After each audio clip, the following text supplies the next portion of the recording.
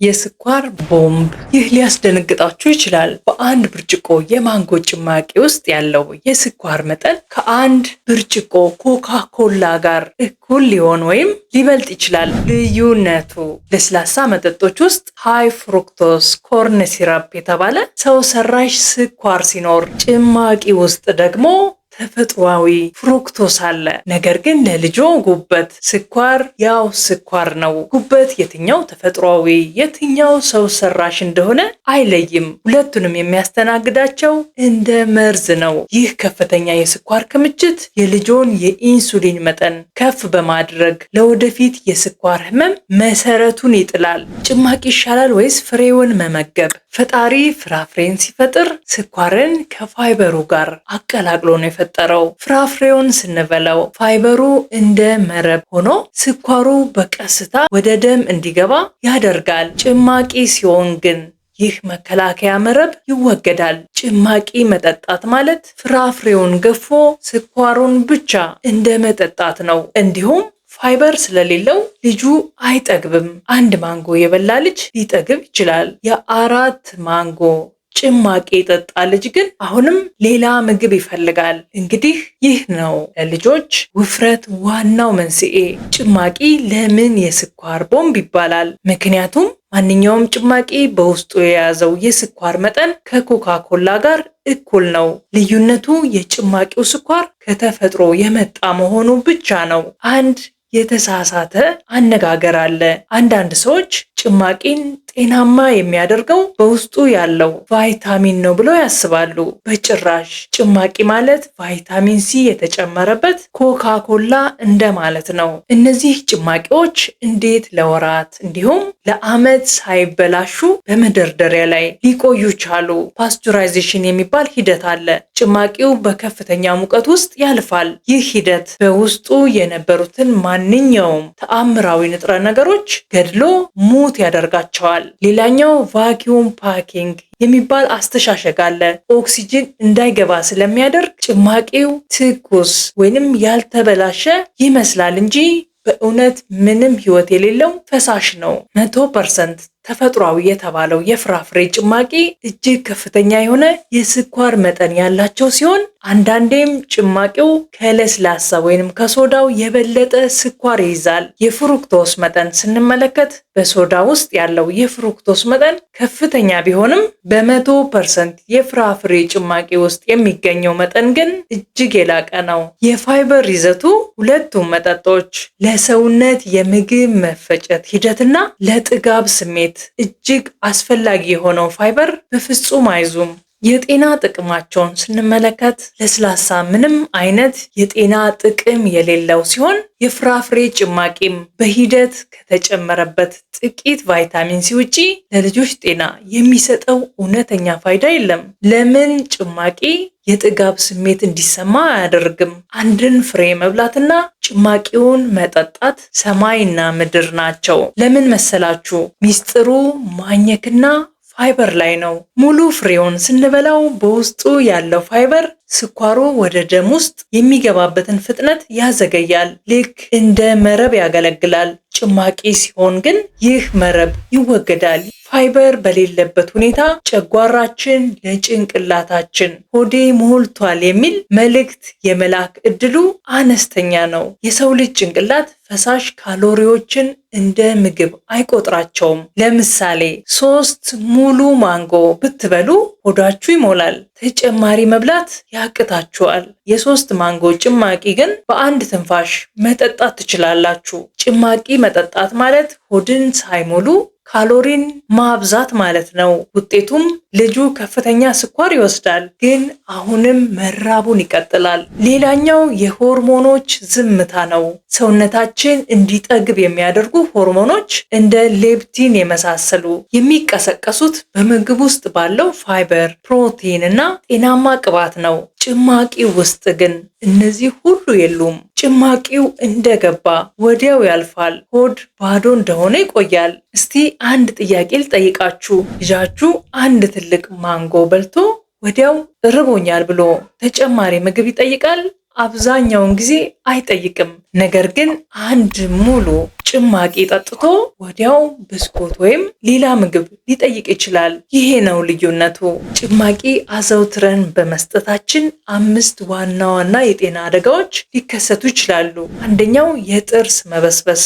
ጭማቂ ውስጥ ያለው ስኳር የልጆችን ጥርስ ልክ እንደ ሶዳ ያበሰብሳል። በየቀኑ ጭማቂ እንዲጠጡ ማድረግ ጥርሳቸውን በስኳር አዘውትረን እንደ ማጠብ ነው። ሁለተኛ የሆድ ውስጥ ባክቴሪያ መዛባት። ፍሩክቶስ በሆድ ውስጥ ያሉ ጠቃሚ ባክቴሪያዎችን በማጥፋት ጎጂ ባክቴሪያዎች እንዲራቡ ያደርጋል። ይህ ደግሞ ለጋዝ፣ ለሆድ መንፋትና ለተለያዩ የሰውነት መቆጣቶች ወይንም ኢንፍላሜሽን ይዳርጋል።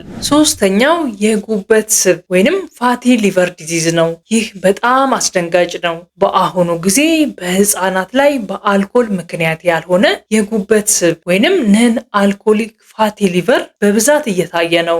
ምክንያቱ ደግሞ ከመጠን ያለፈ የፍሩክቶስ ወይንም የጣፋጭ ፍጆታ ነው። አራተኛው የኢንሱሊን መዛባትና የስኳር በሽታ ስጋት። ተፈጥሯዊ ጭማቂ መጠጣት የልጆችን የኢንሱሊን መጠን እንዴት እንደሚያናጋው እንይ።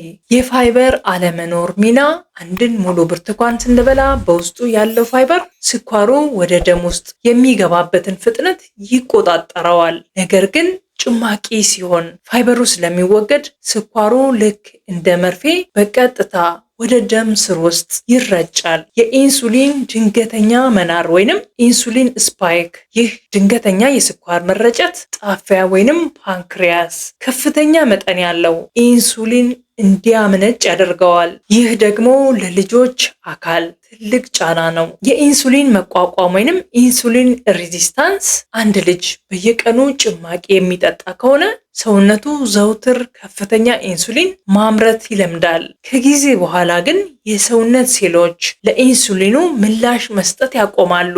ይህ ኢንሱሊን ሬዚስታንስ ይባላል። ይህ ሂደት ነው ለአይነት 2 ስኳር በሽታ ቀጥተኛ መንገድ የሚከፍተው። ድሮ አዋቂዎች ላይ ብቻ የምናየው የስኳር በሽታ ዛሬ በጭማቂና በሶዳ ብዛት በህፃናት ላይ እየታየ ነው። የጉበት ስራ መጨናነቅ። በጭማቂ ውስጥ ያለው ፍሩክቶስ ሊፈጭ የሚችለው በጉበት ብቻ ነው። ጉበት ይህን ሁሉ ስኳር ማስተናገድ ሲያቅተው ወደ ስብነት ይቀይረዋል። ይህ ደግሞ ኢንሱሊን ስራውን በአግባቡ እንዳይሰራ በማድረግ ለስኳር በሽታ ተጋላጭነትን በከፍተኛ ሁኔታ ይጨምራል። አምስተኛና ምናልባትም በግልጽ የሚታየው አደጋ ከመጠን ያለፈ ውፍረት ነው።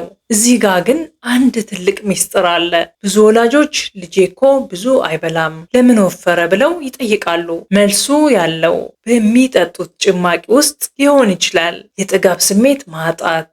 ፍሬውን ስንበላው በውስጡ ያለው ፋይበር ሆዳችን እንዲሞላ ያደርጋል። ጭማቂው ውስጥ ግን ፋይበሩ ወጥቷል። ስለዚህ ልጆ በአንድ ጊዜ የ3 እና የ4 ብርቱካን ስኳር ቢጠጣም ጭንቅላቱ ጠግብ ያለው የሚል መልእክት አይደርሰውም። ሌላኛው የሆርሞኖች መዛባት። ጭማቂ በውስጡ ስብ፣ ፕሮቲን ወይም ፋይበር ስለሌለው የጥጋብ ሆርሞኖችን አያነቃቃም። በዚህም ምክንያት ልጁ ከፍተኛ ካሎሪ ያለው ጭማቂ ጠጥቶ ልክ እንደ ቀድሞ ስለሚርበው ሌላ ተጨማሪ ምግብ ይበላል። ይህ ድርብ ካሎሪ ለፈጣን ውፍረት ይዳርጋል። የወደፊት ስጋትም አለ። በልጅነት የሚጀምር ከመጠን ያለፈ ውፍረት ለወደፊት ህይወታቸው ትልቅ የጤና ስጋት ይዞ ይመጣል። እስከ አዋቂነት የሚዘልቅ የልብ በሽታ፣ የደም ግፊትና የመገጣጠሚያ ህመሞች መነሻ ሊሆን ይችላል። አሁን ትልቁ ጥያቄ ላይ ደርሰናል። እሺ ሶዳም መርዝ ከሆነ ጭማቂውም የስኳር ቦምብ ከሆነ ልጄ ምን ሊጠጣ ነው? በውሃ ብቻ ይኑር የሚል ጥያቄ ሊኖራችሁ ይችላል። መልሱ አጭርና ግልጽ ነው። አዎ፣ የሰው ልጅ ላለፉት 200,000 ዓመታት ከዛ በላይ ልጆቹን ያሳደገው በሁለት መሰረታዊ መጠጦች ብቻ ነው። አንደኛው የጡት ወተት ዘጎልድ ስታንዳርድ ይሉታል። ለህፃናት ከእናታቸው ወተት የተሻለና የተሟላ መጠጥም ሆነ ምግብ የለም። የዓለም የጤና ድርጅት የሚመክረው አንድ ህፃን እስከ 2 ዓመት ወይም ከዚያ በላይ የጡት ወተት ማግኘቱ ለወደፊት ጤናው መሰረት እንደሆነ ነው። ሁለተኛው ንጹህ ውሃ ዘ ዩኒቨርሳል ድሪንክ ይባላል። ከጡት ወተት ቀጥሎ ለሰው ልጅ አካል እጅግ ተስማሚ ፈሳሽ ውሃ ነው። ውሃ ስኳር የለውም፣ ካሎሪ የለውም፣ የኢንሱሊን መጠንን አያዛባም፣ እንዲሁም ጥርስን አያበሰብስም። ልጃችሁ ውሃ መጠጣትን እንዲለምድ ካደረጋችሁት ለሕይወቱ ትልቅ ስጦታ ሰጣችሁት ማለት ነው። በጣም አስገራሚው የማርኬቲንግ ወይንም የንግድ ወጥመድ ነው። ምንም ስኳር ያልተጨመረበት ብለው ይለጥፋሉ፣ ይናገራሉ። ወይንም ጤናማ የሚሉ ቃላት በማስታወቂያ ድርጅቶች ሚሊዮኖች ተከፍሎባቸው የተፈጥሮ የማታለያ ስልቶች ናቸው። የእነዚህ ድርጅቶች ዓላማ የእርሶን ልጅ ጤና መጠበቅ ሳይሆን ምርታቸውን መሸጥ ብቻ እንደሆነ መዘንጋት የለብንም። ልጃችሁ እንዲያድግና ጠንካራ እንዲሆን የሚፈልገው ጭማቂ ውስጥ ያለውን ስኳር ሳይሆን በሚከተሉት ውስጥ የሚገኙ እውነተኛ ንጥረ ነገሮችን ነው። ስጋና እንቁላል ለእድገት አስፈላጊ የሆኑ ፕሮቲኖችና ቅባቶች፣ አረንጓዴ አትክልቶች፣ እውነተኛ ቫይታሚኖችና ሚኔራሎች ይገኙበታል። ሌላኛው ጭማቂ ሳይሆን ሙሉ ፍራፍሬ መስጠት። ለልጆች ጤናማ ጣዕምን ማስተማር የቤተሰብ ኃላፊነት ነው። ምንም ስኳር አልተጨመረበትም የሚለው ማስታወቂያ ትልቁ ወጥመድ ነው። አያታላችሁ። ስኳር መጨመር አያስፈልግም፣ ምክንያቱም ፍሬው በራሱ በቂ ስኳር አለው። ፋይበሩ ሲወገድ ወይንም ሲወጣ ደግሞ ያ ስኳር ወደ መርዝነት ይቀየራል። ውድ የሀበሻ ኬር ቤተሰቦች ይህን መረጃ ለምታውቋቸው ወላጆች ሁሉ አጋሩ። የልጆቻችን ጤና በገዛ እጃችን አናበላሽ። ጭማቂን እንደ ጤናማ መጠጥ ሳይሆን እንደ ጣፋጭ ከረሜላ አስገዳጅ ከሆነ አልፎ አልፎ ብቻ እንደሚወሰድ መለየት አለብን። ለዛሬ የነበረን መረጃ ይህን ይመስላል። ሌሎች የጤና መረጃዎች እንዲደርሷችሁ ሰብስክራይብ ማድረጋችሁን አትርሱ። ጤናማ ባልሆነ ዓለም ውስጥ ጤናማ ሕይወት ለመኖር ምርጫችንን እናስተካክል። በሚቀጥለው ቪዲዮ እስከምንገናኝ ጤናማ ሆናችሁ ቆዩን።